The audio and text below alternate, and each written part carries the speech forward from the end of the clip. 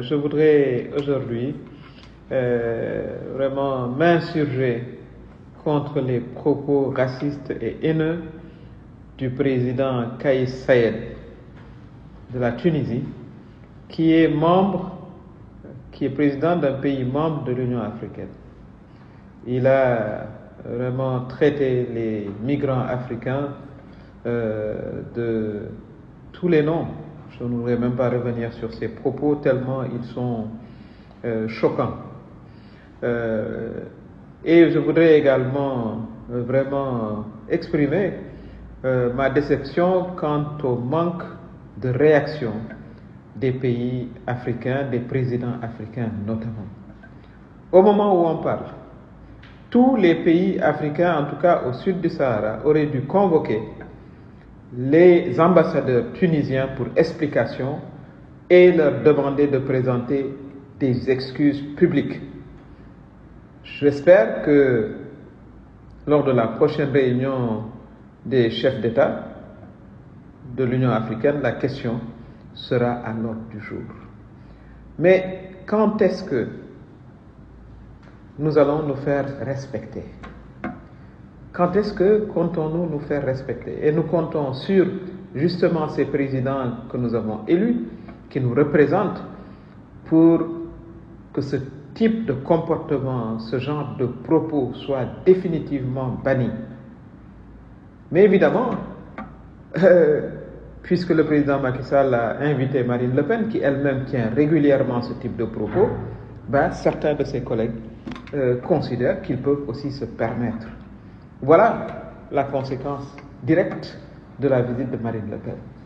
Un président membre de l'Union africaine qui accuse les migrants africains de tous les crimes sans qu'il y ait de réaction à la hauteur de ce scandale. Nous demandons au ministre des Affaires étrangères du Sénégal de convoquer sans délai l'ambassadeur de Tunisie pour qu'il s'explique sur les propos tenus par son président et pour qu'il s'en excuse publiquement.